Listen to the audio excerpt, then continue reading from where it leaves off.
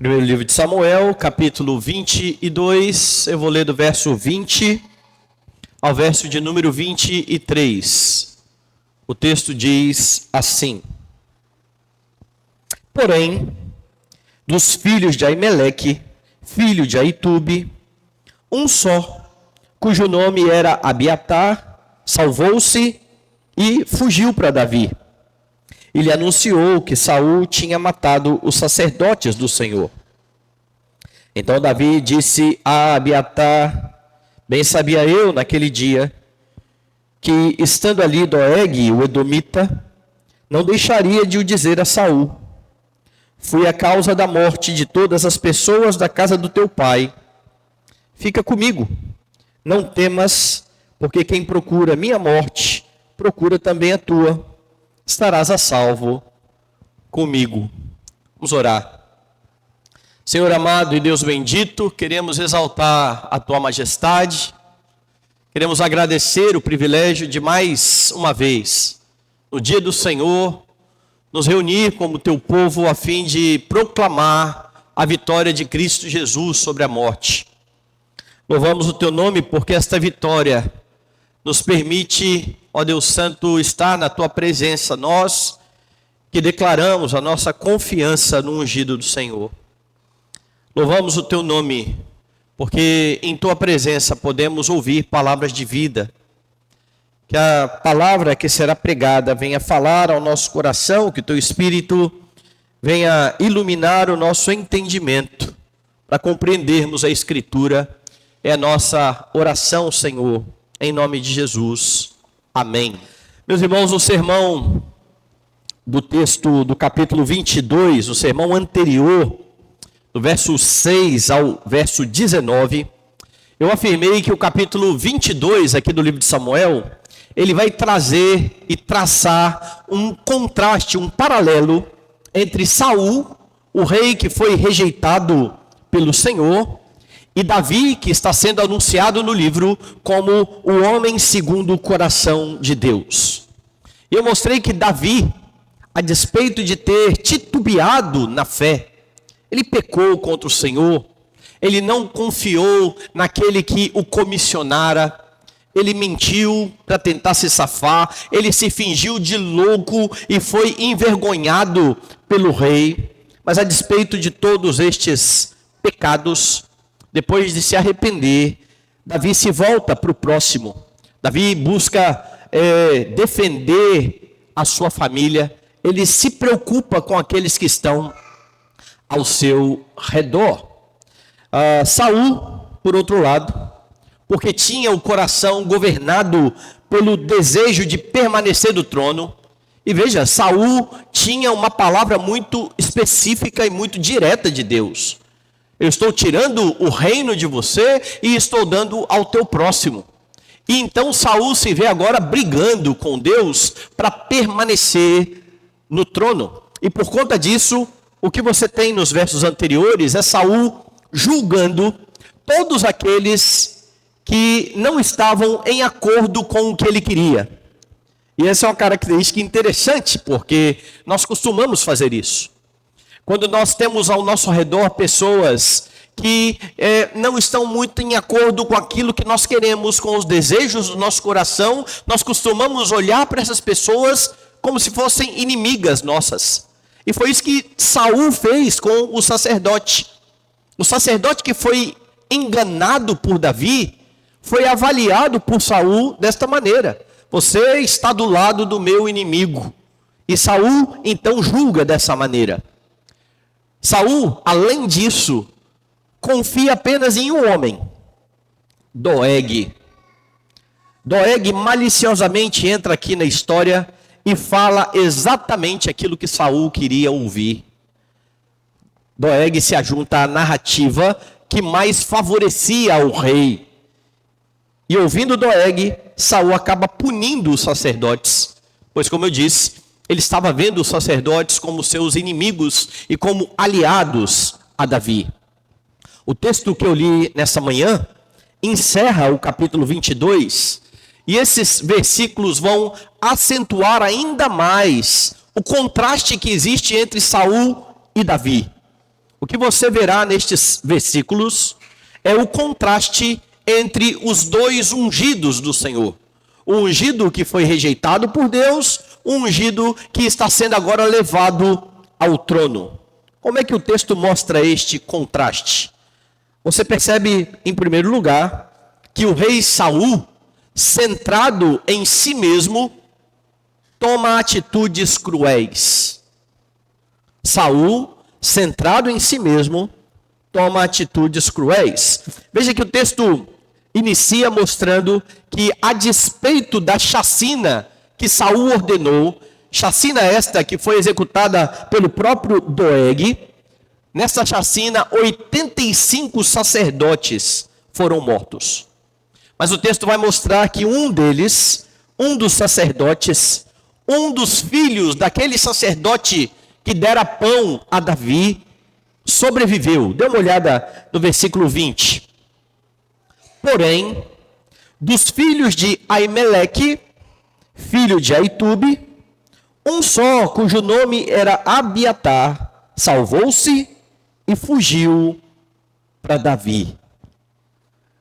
A informação do narrador, ela é importante, porque ela associa primeiro ao primeiro sacerdote, aquele que Davi procurou e pediu pão, para quem Davi mentiu na presença de Doeg. Ele diz, olha, somente o filho deste sacerdote é que permaneceu vivo. Agora lembre que este sacerdote, que ajudou a Davi, era um dos descendentes de Eli.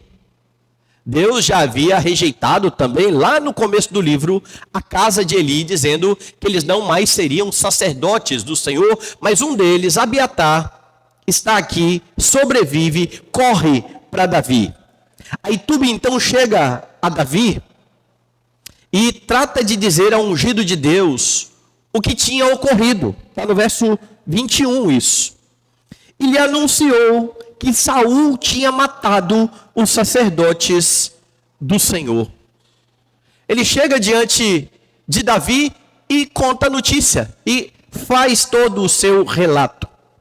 E este relato do que fez Saul deixa muito evidente, meus irmãos, à luz de tudo o que você vê na vida do rei, que um coração que está centrado em si mesmo, que um coração que está escravizado aos seus próprios desejos, pode fazer muitas coisas cruéis.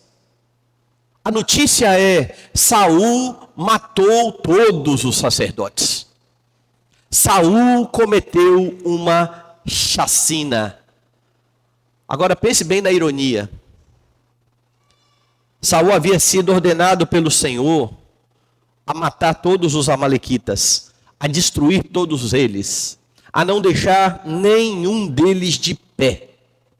Entretanto, segundo o seu próprio querer, ele poupou o melhor do rebanho e deixou vivo o rei amalequita, pelo que foi repreendido pelo Senhor. Quando o profeta chegou e ouviu o balido das ovelhas, perguntou, mas que negócio é esse? Por que você não obedeceu a Deus? E ele, com toda a convicção do seu coração, disse, não, eu obedeci ao Senhor, eu matei todo mundo, eu só deixei vivo o rei e poupei o melhor dos despojos.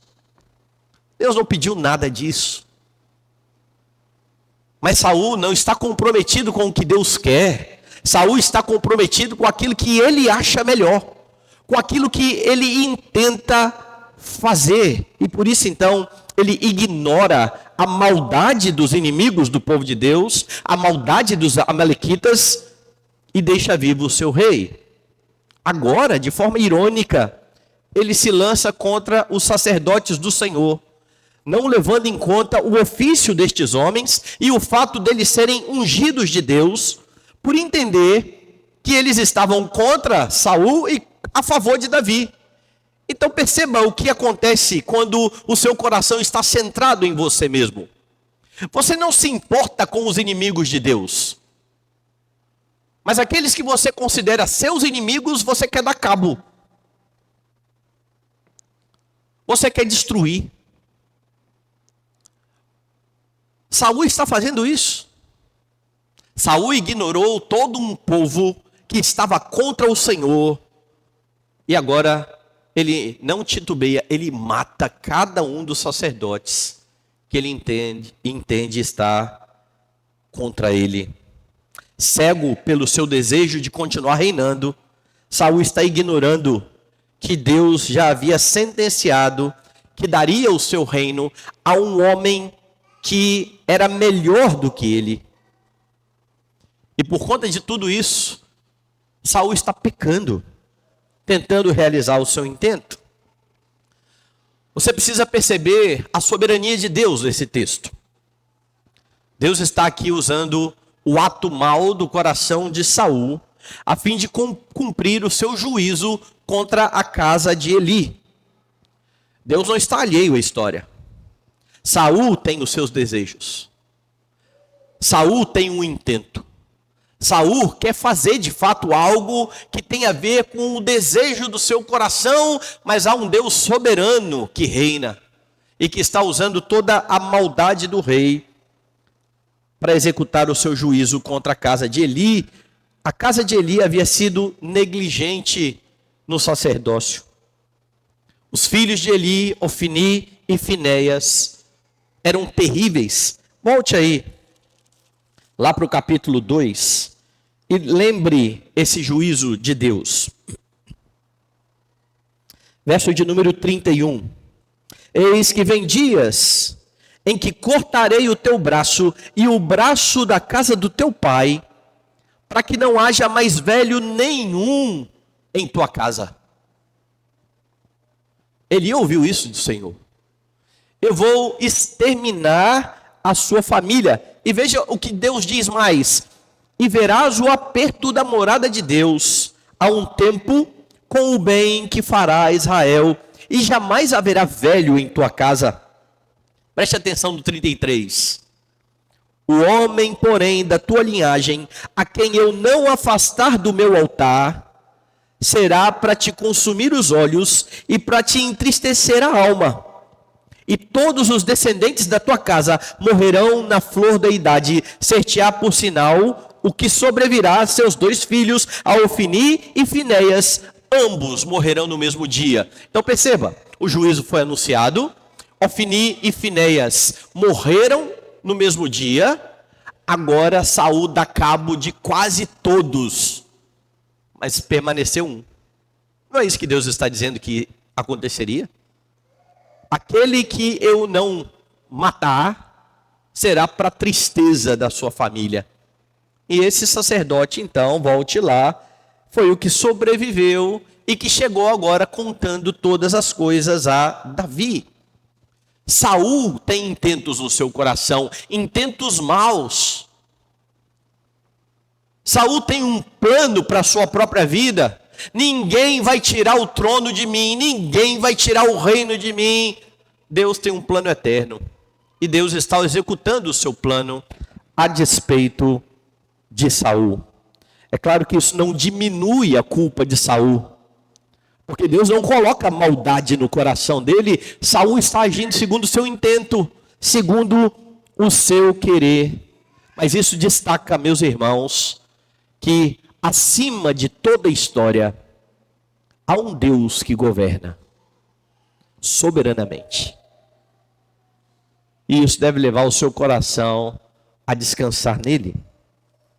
Porque se a semelhança de Saul, você caminhar centrado em si mesmo, se você viver a sua vida de acordo com os desejos do seu coração, de acordo com os seus planos, você será tão cruel quanto está sendo este rei ímpio.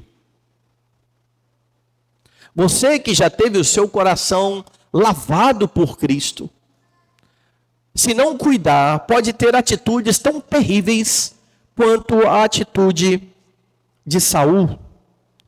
Você vai pecar ignorando as ordenanças do Senhor, pecando contra Deus, achando que você é o responsável por conduzir a sua vida, por fazer o melhor para a sua vida. Eu tenho enfatizado aqui, meus irmãos, em muitos sermões, que não há nenhum problema em si, em muitos dos desejos que você tem no seu coração. Contudo, é preciso estar muito ciente, bem ciente, de que quando o seu coração começa a ser governado pelo que você quer, você não vai medir esforços e você vai agir de forma pecaminosa, muitas vezes muito cruel. Eu tenho apontado aqui para a vida de Saul, para alguns crentes que dizem assim: não, eu não sou capaz de chegar a tanto. Eu sou pecador, mas há limite para o pecado. Você está vendo aqui um rei que foi ungido pelo Senhor, que por conta do desejo de permanecer no reinado, pegou uma lança e atirou contra o próprio filho. Se você tem Saul fazendo isso contra o próprio filho, o que é matar alguns sacerdotes que nem são da família dele? Não se engane quanto àquilo que o seu coração pode fazer quando dominado por desejos. E é por isso que você tem muitas vezes cônjuges que tentam manipular um ao outro para conseguir aquilo que eles desejam. Eles têm um intento no seu coração e querem levar o outro a agir de determinada forma. E então você tem, por exemplo, esposas que negam o namoro ao marido, porque o marido não está fazendo aquilo que elas acham que eles deveriam fazer. Você tem maridos que só tratam bem as suas esposas, que só ajudam as suas esposas quando eles têm algum interesse por trás. E então eles tentam manipular, fazer de uma forma que as esposas agora façam o que eles querem. O mesmo acontece com filhos. Os filhos precisam entender algo bem sério aqui. O amor, o carinho, a obediência aos pais, tudo isso é ordenado pelo Senhor a vocês. E quando vocês fazem estas coisas, se aproximam dos pais, demonstrando afeto, carinho, amor, mas com um outro intento por trás, eu vou agradar os meus pais para receber isso. Olha, eu vou tratar bem aqui a minha mãe, porque eu preciso que ela faça algo para mim. Isso é pecado. Apesar da atitude externa estar correta, obediência, carinho, amor, a intenção do coração não é demonstrar carinho e amor, é conseguir o seu intento. E é preciso que os filhos também avaliem os seus corações. Há aqueles que passam os outros para trás por causa de dinheiro. Eles querem levar vantagem nas suas negociações. Então, eles não se importam em enganar. O negócio é lucrar. Há muitos que querem, por exemplo, os benefícios proporcionados pela tecnologia. Hoje nós temos muitos, né? Streamings, aí livros eletrônicos, programas de computador, mas eles não querem pagar por isso, então cópia pirata. Não tem problema. Tem aqui um aparelho que libera canais. É uma vez só o pagamento, para sempre, para toda a vida. Quando você olhar um tipo de propaganda dessa aí na internet, sobre qualquer coisa, fuja. Não existe isso. Não existe isso. Mas nós queremos, é bom ter essas mordomias em casa. Mas existe um custo. E você não pode roubar para ter o que você quer. E muitas vezes o coração começa a relativizar estas coisas. A dizer, não é tão ruim assim. Existem aqueles que não se importam em prejudicar os seus colegas de trabalho, ainda que isso implique no desemprego do próximo. Está você e o outro na sua empresa, você faz alguma coisa para você se dar bem, e o outro não se dá tão bem assim, sabendo que o outro pode até ser mandado embora. E fazendo aqui coisas ilícitas. Eu estou falando da concorrência leal, 2 vendedores, quem vender mais, não, venda, tem que vender mais mesmo. Eu estou falando daquele momento em que você faz alguma coisa para prejudicar o outro, esquecendo que o outro tem família, tem gente para sustentar, porque você quer subir, porque você quer bater uma meta, porque você quer fazer alguma coisa. O coração centrado em si mesmo não se importa em prejudicar outros. Ele é cruel, como o coração de Saul. Mas o texto fala também acerca de outro ungido. Enquanto o rei que tinha o coração centrado em si mesmo foi cruel, Davi, o homem segundo o coração de Deus, foi piedoso. Dê uma olhada agora no contraste. Davi ouve a notícia trazida por Abiatar. E diante da notícia de Abiatar, a primeira coisa que Davi faz é confessar a sua culpa, é confessar o seu pecado. Dê uma olhada no verso 22. Então Davi disse a Abiatar: bem sabia eu naquele dia, que estando ali Doeg o Edomita, não deixaria de o dizer a Saul: fui a causa da morte de todas as pessoas da casa do teu pai. A notícia impacta o coração de Davi de tal forma que agora ele olha para uma circunstância que aconteceu lá atrás, onde ele já havia temido em seu coração, porque quando ele chegou diante do sacerdote, ele percebeu a presença de Doeg. Ele sabia que Doeg era um dos homens de Saul, mas ainda assim ele continuou o seu intento, enganou o sacerdote deu a ele pão, o sacerdote deu a ele a espada de Golias, e isso fez com que Saul entendesse que o sacerdote era contra o rei, levando então a toda essa chacina. Como é que Davi está avaliando agora a história? Eu causei isso. Eu fui culpado por isso. Ele não romantiza aqui. E ele também não tenta usar a teologia ao seu favor. Ele podia usar a teologia ao seu favor, né? Dizendo assim, não, isso aí que aconteceu, já estava tudo no decreto de Deus. Deus já tinha dito que ia fazer isso, então está tudo certo. Sim, Deus tinha dito que ia fazer tudo isso, não tenha dúvida. A culpa está sobre Davi. É claro, a maior parte da culpa está sobre Saul. Foi Saul quem cometeu a chacina. Mas quem deu ocasião para que tudo isso ocorresse foi o próprio Davi. E ele então está aqui dizendo, olha, eu fui o culpado. Meus irmãos, essa é uma atitude piedosa, a despeito de Davi ter pecado. Eu quero enfatizar de novo, Deus está soberanamente usando os pecados, tanto de Davi quanto de Saul.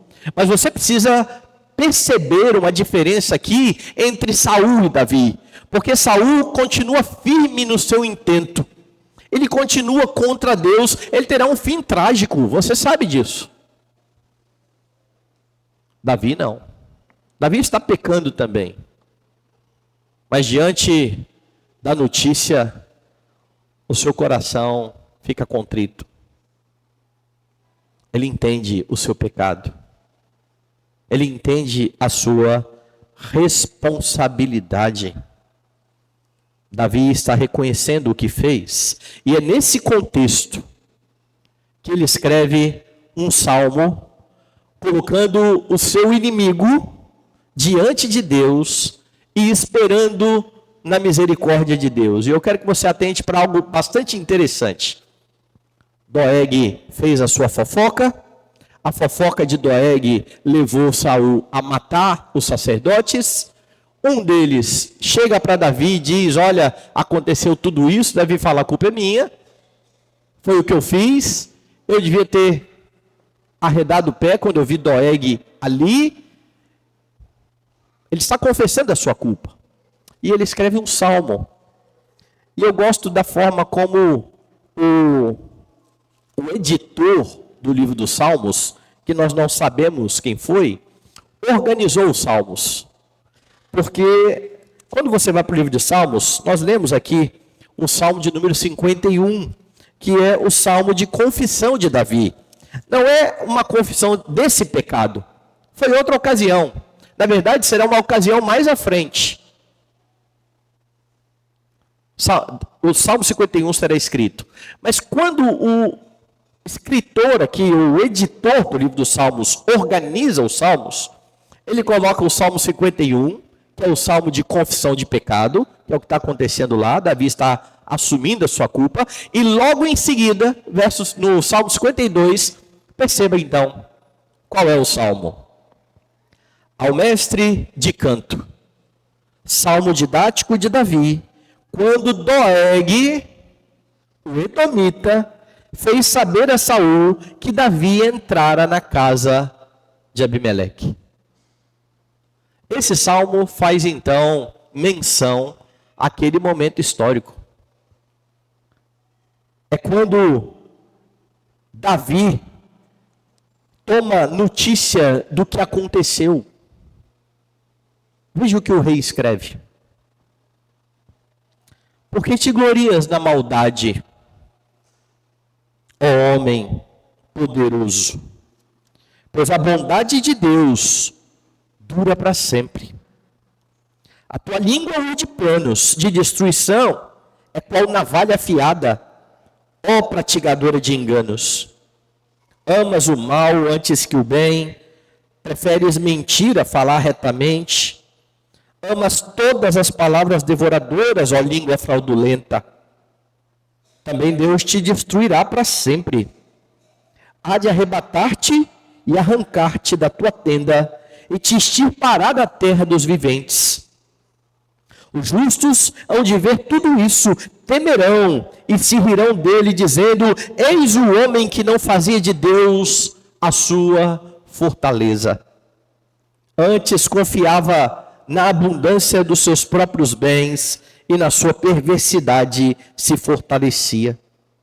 Quanto a mim, porém, sou como a oliveira verdejante na casa de Deus, confio na misericórdia de Deus para todo sempre. Dá-te graças para sempre, porque assim o fizeste na presença dos teus fiéis. Esperarei no teu nome, porque é bom. Não é interessante isso? Davi piedosamente está reconhecendo a sua falta. Mas o Salmo mostra que ele vai além disso. Ele coloca a causa diante de Deus. Ele espera em Deus. Deus é o vingador. Ele espera na misericórdia. Ele confia na misericórdia do Senhor. E eis então a diferença de um coração centrado em si mesmo, como o de Saul, para um coração centrado em Deus. Porque o coração que está centrado em Deus, a despeito de pecar, aprende com o seu pecado, aprende com os seus erros, entende que todas as coisas, até mesmo essas terríveis que acontecem e continuarão acontecendo debaixo do sol, todas as coisas cooperam para o bem daqueles que amam a Deus.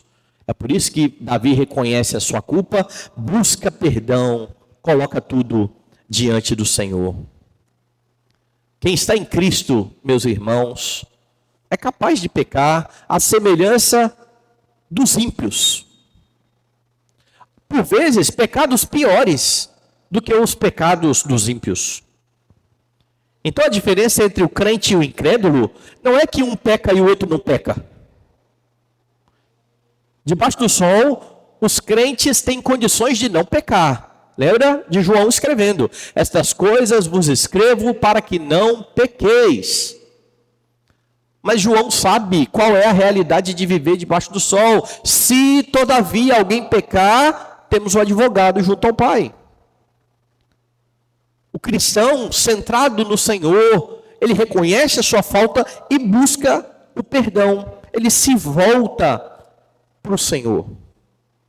Se você então cometeu atos que entende ser pecaminosos, se você está vivendo algum momento na sua vida em que deixou os desejos do seu coração dominarem a você de tal forma que para conseguir o que você queria, você pecou, você tomou atitudes erradas, você deu passos errados.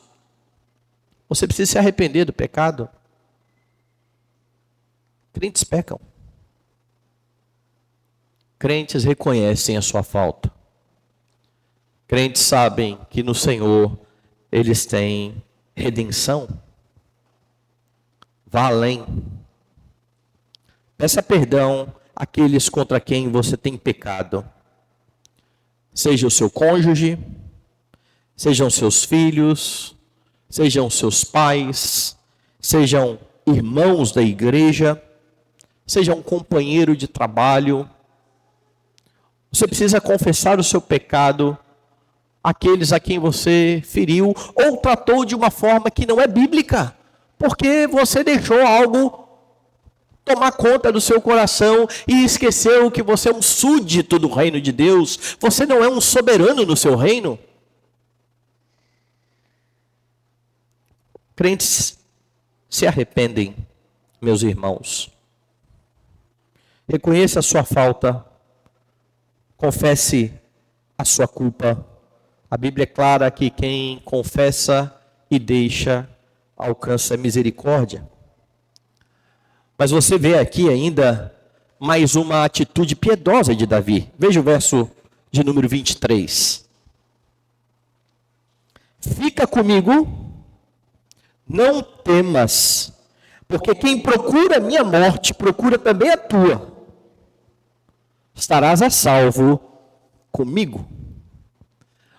O sacerdote que sobrou, o único, segundo a profecia lá do Senhor, dá a notícia a Davi, Davi reconhece a falta e agora o sacerdote recebe a garantia de que ele terá em Davi refúgio e amparo. Davi está dizendo, deixa comigo, eu protejo você, eu defendo você, eu sou o seu refúgio.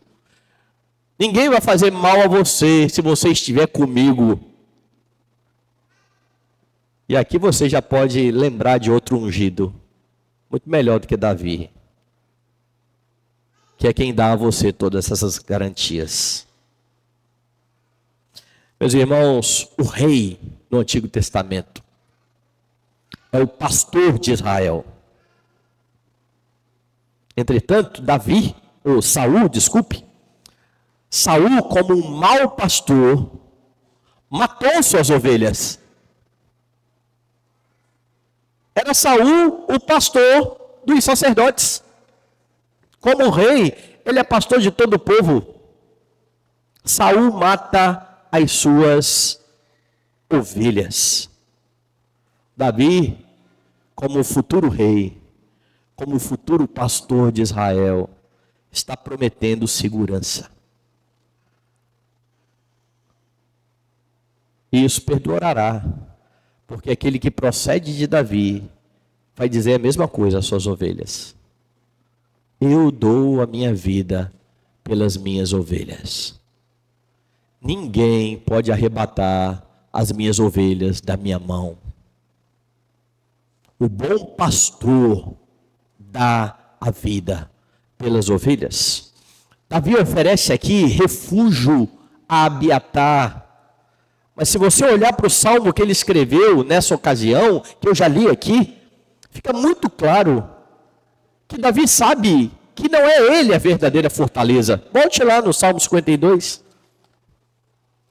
Porque ao mesmo tempo que Davi está dizendo aqui, olha, fica comigo e comigo você está seguro, no Salmo 52 ele diz, veja a partir do verso 5, também Deus te destruirá para sempre. Há de arrebatar-te e arrancar-te da tua tenda e te extirpará da terra dos viventes. Os justos hão de ver tudo isso, temerão e se rirão dele, dizendo, eis o homem que não fazia de Deus a sua fortaleza, antes confiava na abundância dos seus próprios bens e na sua perversidade se fortalecia. Quanto a mim, porém, Sou como oliveira verdejante na casa de Deus, confio na misericórdia de Deus para todo sempre, dar-te-ei graças para sempre, porque assim o fizeste na presença dos teus fiéis. Esperarei no teu nome, porque é bom. Você percebe aqui? O homem que não faz de Deus a sua fortaleza é destruído. Davi tem em Deus a sua fortaleza. E com o seu ofício real, ele está dizendo àquele sacerdote: olha, fique aqui comigo, eu cuido de você. Sabe qual a beleza disso tudo? Quando você se aproxima de Cristo, o grande rei, você é feito por ele um sacerdote. Porque, segundo a Escritura, nós somos o reino de sacerdotes. A história continua apontando para uma história muito maior do que a história de Saul ou do que a história de Davi. E é por causa de tudo isso que quando você olha o livro de Hebreus, você tem uma segurança. Hebreus capítulo 6, a partir do verso 17, diz assim: por isso, Deus, quando quis mostrar mais firmemente aos herdeiros da promessa a imutabilidade do seu propósito, se interpôs como juramento, para que, mediante duas coisas imutáveis, nas quais é impossível que Deus minta, forte alento tenhamos nós, que já corremos para o refúgio, a fim de lançar mão da esperança proposta, a qual temos por âncora da alma, segura e firme, e que penetra além do véu, onde Jesus, como precursor, entrou por nós, tendo se tornado sumo sacerdote para sempre, segundo a ordem de Melquisedeque. E Hebreus então está dizendo: nós já corremos para o refúgio. É o que está acontecendo lá com Abiatar. Abiatar está correndo para o refúgio. Abiatar está se refugiando no ungido de Deus. Veja, irmãos, que coisa maravilhosa. Davi, o ungido de Deus, que logo se assentará no trono, já tinha o auxílio do profeta Gade, aí mesmo no capítulo 22, verso 5, porém o profeta Gade disse a Davi: não fiques neste lugar seguro, vai e entra na terra de Judá. Então Davi saiu e foi para o bosque de Herete. O profeta estava com Davi. Agora o sacerdote se ajunta a Davi. Ele é o último sacerdote da família, o que significa que Saul agora não tem nenhum sacerdote do seu lado. Deus já não estava falando mais com Saul. Deus falava por meio do sacerdote. E agora o sacerdote se passa de uma vez por todas para o lado de Davi. E agora você tem os três ofícios se reunindo: o profeta, o sacerdote e Davi, o futuro rei. Em Jesus Cristo, o grande e maravilhoso ungido de Deus, você tem ao mesmo tempo aquele que é profeta, rei e sacerdote. E é Ele quem cuida de você. É nele que você se esconde. É nele em quem você tem forte alento. Tendo em vista então esta grande verdade, você não precisa ter medo. As circunstâncias, por mais difíceis que sejam, elas estão debaixo de um governo, do governo de um Deus soberano, meus irmãos. Este Deus está mostrando que Ele controla e governa toda a história. Em Jesus Cristo você já está num lugar de refúgio. É por isso que você pode confessar o seu pecado, porque você tem um sacerdote que morreu por você, que deu a vida em seu favor. Você pode confessar o seu pecado, certo de que você será perdoado. Ele intercede por você continuamente. É por isso que você não pode cessar de meditar na palavra. É por isso que você não pode deixar de estar nos cultos, porque é por meio da pregação da palavra que o profeta fala com você. Instrui o seu coração. Dá a você palavras de esperança. Domingo após domingo, quando nós reunimos e celebramos a vitória do grande rei, ele faz a você promessas, ele renova com você o pacto, ele diz: em mim você tem forte amparo, em mim você tem verdadeiro refúgio. É dessa maneira que você vai agir de forma piedosa, por confiar que o seu rei não dorme. Ele está no controle de todas as coisas. Não há como você ser um crente piedoso sem buscar refúgio no ungido de Deus. Então busque continuamente ao Senhor Jesus Cristo de todo o seu coração, pois é nele que, a semelhança de Davi, você será visto como alguém conforme o coração de Deus. Como alguém segundo o coração de Deus, a despeito dos seus pecados. Davi não era perfeito. Você não é perfeito. Mas em Cristo, Deus o verá como alguém segundo o seu coração. Refugie-se no seu Senhor. O texto então, meus irmãos, mostra que Deus está soberanamente usando as ações dos homens para cumprir os seus propósitos. Por meio de Saul, Deus exterminou a casa de Eli. Por meio de Davi, Deus preservou um homem desta casa. A profecia está se cumprindo. Eu vou arrancar todos da sua casa, e aquele que eu deixar viver vai ser para sua tristeza. Até o dia, a profecia vai dizer, que eu vou substituir esse sacerdote. Volte lá, no segundo capítulo de Samuel. E veja o restante. Verso 35. Depois que Deus disse, no verso 34, ser-te-á por sinal o que sobrevier a teus 2 filhos, Ofni e Finéias, ambos morrerão no mesmo dia, então suscitarei para mim um sacerdote fiel, que procederá segundo o que tenho no coração e na mente. Edificar-lhe-ei uma casa estável, e andará ele diante do meu ungido para sempre. E quando eu preguei esse texto, eu disse que esse sacerdote fiel não é Cristo. Cristo aqui no texto é um ungido. Esse sacerdote fiel será aquele que vai tomar o lugar da casa de Eli. E isso vai acontecer, esse terceiro evento, quando Salomão destituir Abiatar e instituir um novo sacerdote. Porque quando você vai na história lá de Salomão, Abiatar está lá ainda. Davi vai morrer, Abiatar continua sacerdote, Abiatar vai se juntar ao filho de Davi que quer tomar o trono. E é por isso que ele vai ser destituído.